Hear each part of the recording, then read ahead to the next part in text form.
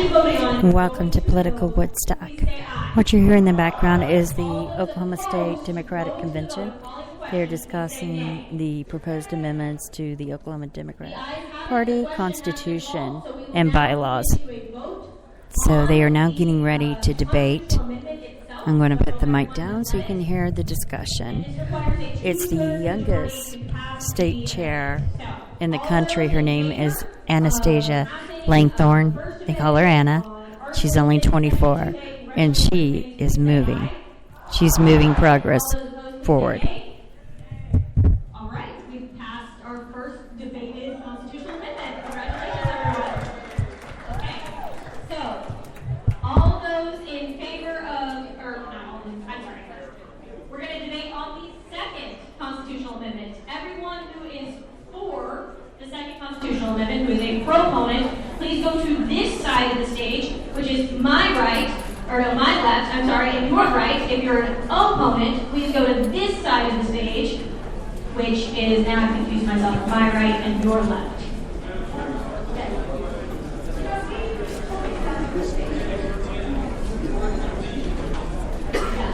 So the question has been called. I apologize, Nadine, and you have to follow the procedure. The question has been called on the second constitutional amendment. Is there, by Roger Rensvold of Oklahoma County, is there a second? Kelly Ratzlaff. Kelly Ratzlaff of Caddo County seconds it. So all those in favor of calling the questions, which means we will not debate on this constitutional amendment, will immediately go to vote on it, please say aye. Aye. All those opposed, please say nay. Nay. I believe the nays have it, and we're going to debate on it. So, if you are in favor and would like to debate, please go see Brian. He is over here in front of this screen. If you're against it and you would like to debate, please go see Lori and or Andrew or this clump of people standing over here. I am going to give you not very much time to get up here. So when it says 1:22 on my clock or on that clock, we're going to start. Each side has 3 minutes to debate, and you all have to figure out amongst yourselves how you want to split up that time.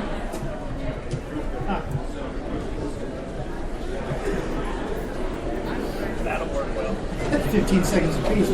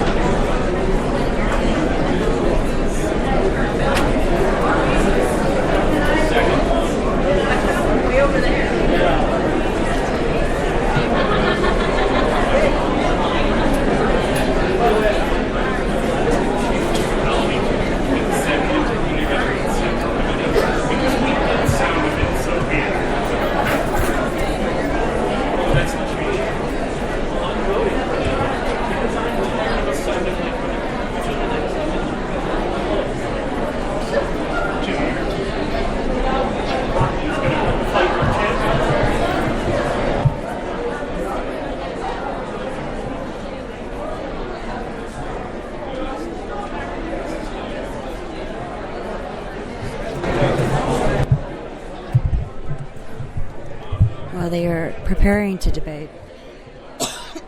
Excuse me. I need to go get my drink. Brian is the vice chair.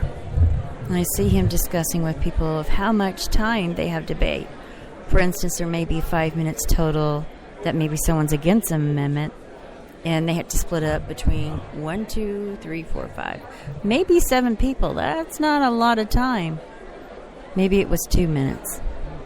So we're actively watching the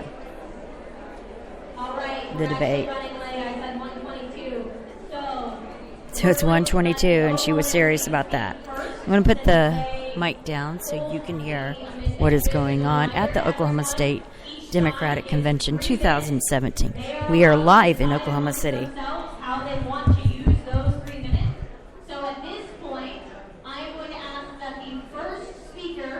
For the opponency, who is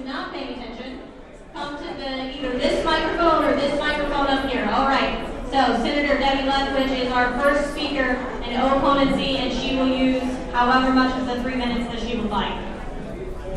Punch me in a minute, please. I'm really not Debbie Lethbridge today. I'm Betty McElderry. I have her problem. She cannot be here. But we visited quite lengthy about this, and what this essentially is trying to do is give your executive committee an executive committee. It wasn't long ago that the central committees were called the executive committee. They handle the business in between your conventions. And this is only addressing the state. This is not addressing your district or your county. Why are we leaving those folks out?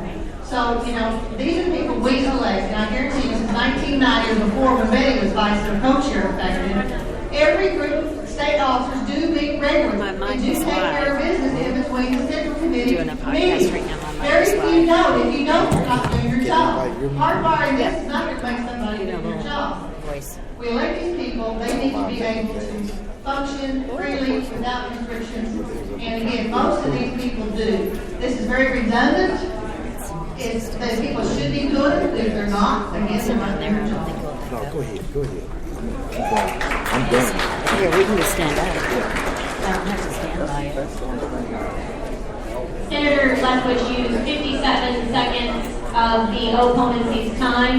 So we will now allow a speaker from the proponency to speak. A reminder, each side has 3 minutes to choose how they divide. Former Chairman Emeritus Mark Hammond. Chemeritus is what Brian says. Thank you. The reason that I actually proposed this is because in the absence of the central committee meeting, the chair of the party has almost unlimited power to take action. That is not a good way to run a statewide organization. Even when I was the chair, it's better for those powers to be divided up. And effectively to do that, you have to formalize how it's done, or it winds up not working. It didn't work for that 2 years. This purpose is not to undermine the central committee, does not take power away from the central committee, but it does take power away from the chair so that a statewide elected official, including a representative of the Affirmative Action Committee, will be involved in all of those decisions. So it's to decentralize authority from the chair, but not to undermine the authority of the central. All right, thank you, Chairman Victor Hammond. You used 52 seconds for the proponency. Now we will have another speaker from the opponency to use the remainder of their 3 minutes, which is a little more than 2 minutes. My name is Marguerite McGuffin. I'm on the Affirmative Action, the State Affirmative Action Committee at-large delegate. First, it does say that this committee of 5, the 4 officers and the 1 affirmative action person, will have exercised the full power of the central committee. So they will usurp the power. Second, the proposition here says that the executive director will be a part of this committee, and that's our chair. So we have a little bit of a conflict there. And the third thing is that it adds another level of bureaucracy without any efficiency at all.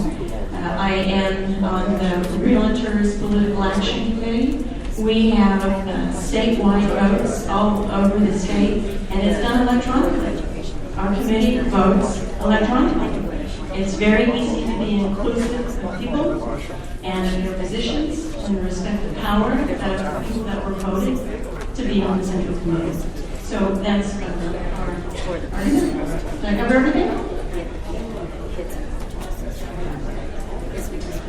And the knowledge that if you're elected to the states, to the central committee, that you're committing to meet that number of times every year, knowing that you're ready for that office. He's not here.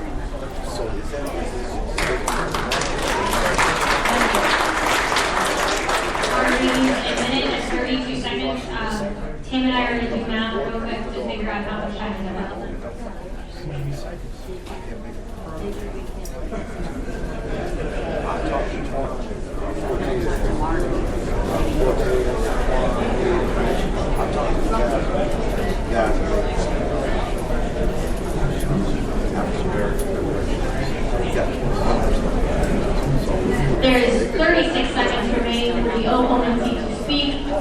would you all like to use your 36 seconds?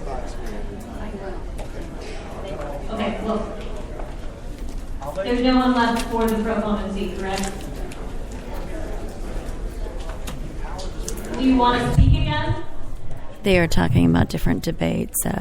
Earlier, Mark Hammond spoke. He's the former chair of the Oklahoma State Democratic Party, just the most recent chair. See Demetrius Barrios walking by. He's vice chair of the Oklahoma District County Party. Oklahoma District Democratic Party, I should say. So we're waiting on some people to debate. Oh, it's Mark Hammond again.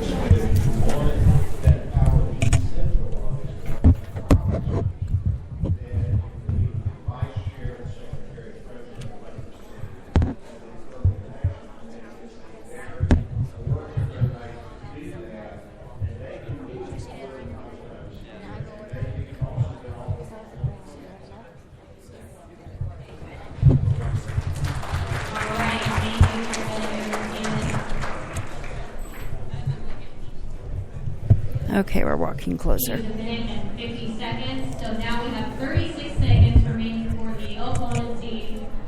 Wyatt McGuire. All right, I'm going to go fast. So first of all, this is something that could be added as a policy and procedure by the Central Committee. It doesn't need to be put into the bylaws. It would be too difficult. All right, we're closer. I hope you can hear better. We needed this to happen. We can make it happen. Another thing, we need a strong CEO, a strong leader in this party. We do not need a decentralized, unorganized party. I think that was a problem we had the past few years. It's not a problem we need to continue. And the last thing is we elected the Central Committee to govern this state. That includes every congressional district. That includes our affirmative action officers. And my personal opinion is that centralizing the power amongst 5 people is a problem. Thank you.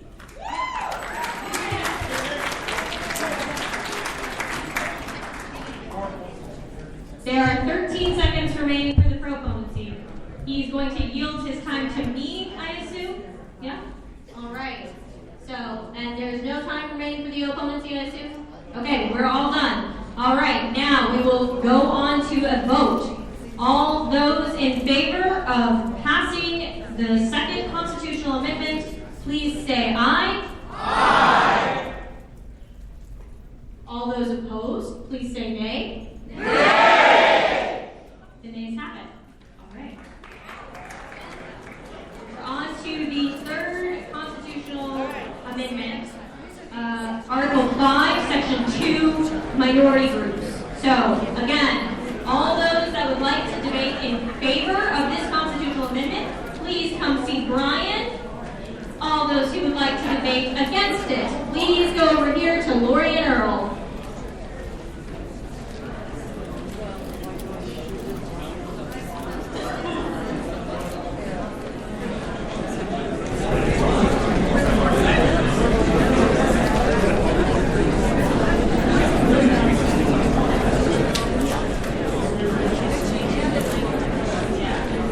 Just so everyone is aware, a friendly amendment has been accepted by the resolutions committee on this resolution so that in the proposed language where it says LGBTQ, comma, lesbians, gays, bisexuals, transgenders, and queers, it now will say lesbians, gay, bisexual, transgender, and queer. It's changing those nouns from plural nouns to singular nouns, and then after the parentheses, it says population, comma. So it's not a substantive change, it's a friendly amendment to make it flow a little bit better and be a little bit more politically correct. Madam Chair, there's a second part to that friendly amendment, people with disabilities. Oh, and it adds, you're right, it does. It adds, as opposed to saying disabled Americans, it says people with disabilities. All right, so do we have all of our speakers, our debaters for and against up front? Okay, a reminder that you each have 3 minutes, and since there are only a few of you, I'm actually only going to give you a minute. It is now 1:35. When my clock says 1:36, we will start. If you need that, or if you're ready, we can go. Are you ready? Yes. Okay. All right. So who? Hang on, just a second. Okay. So since it was pulled by Travis, we will start with the proponency. This is the proponency, right? Okay. Again, they each have 3 minutes. So your first speaker is welcome to go.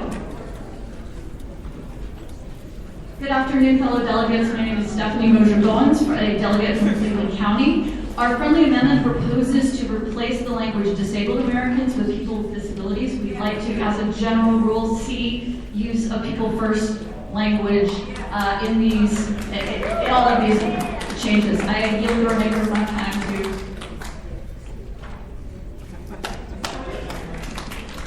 All right, thank you. How much time did you use? The proponency has used 21 seconds. All right, would the speaker in opponency like to speak now? Right, you got 3 minutes. Okay. She is trying to add a friendly amendment, so we need to sort that out real quick. As individuals, Eastern Americans, I'd like to add minority religious groups.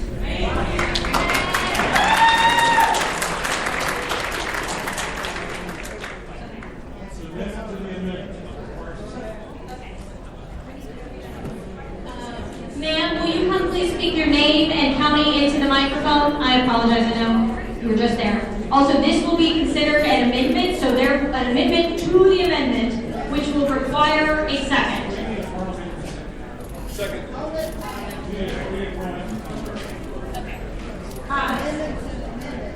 I'm Sandy Klein, First District.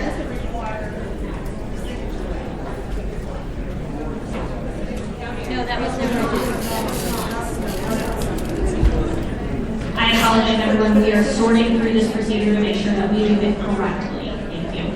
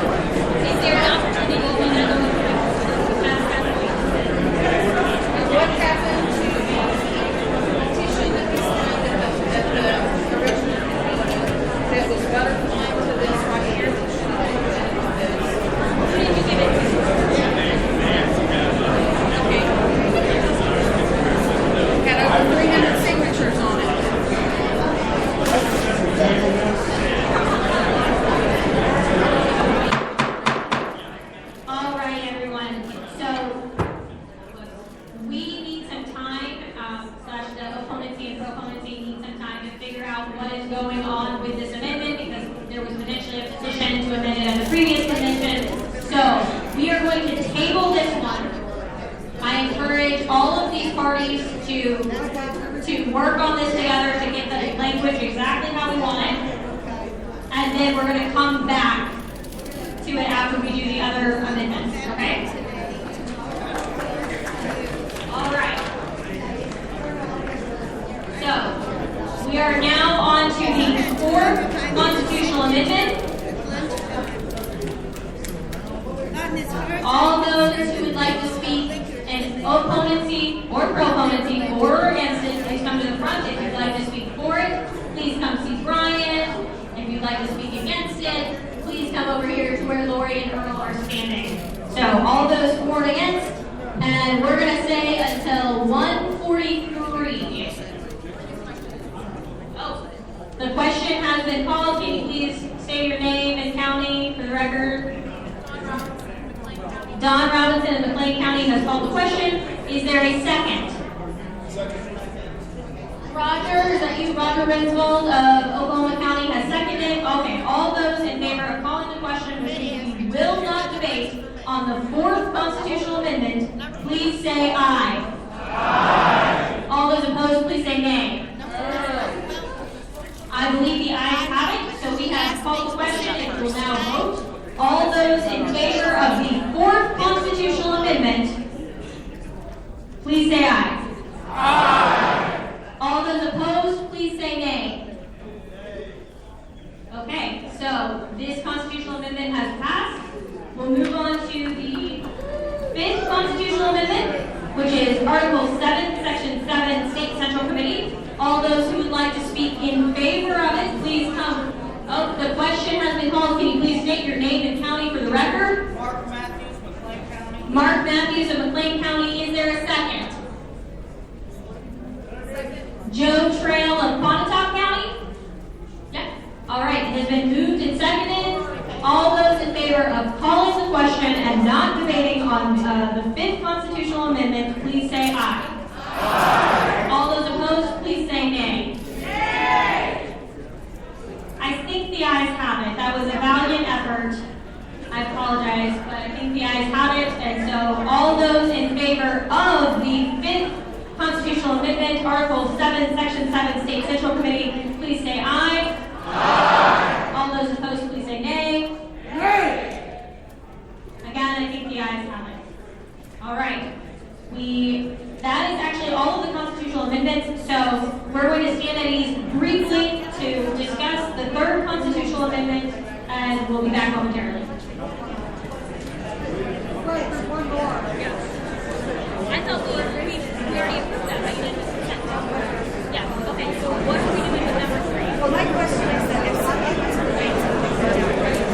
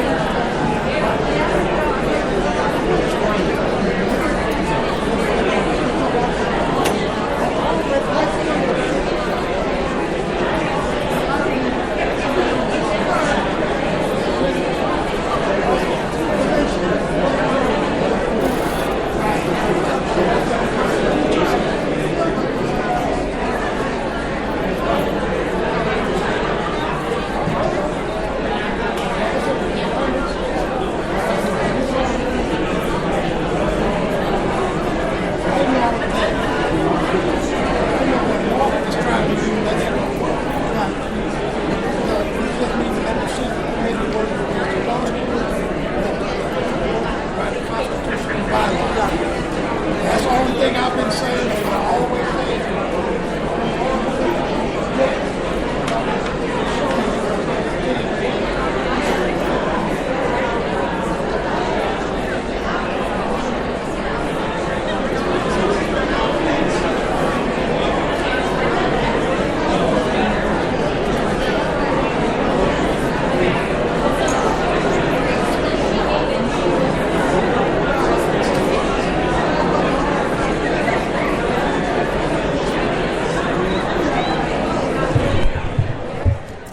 Currently, they're taking a break.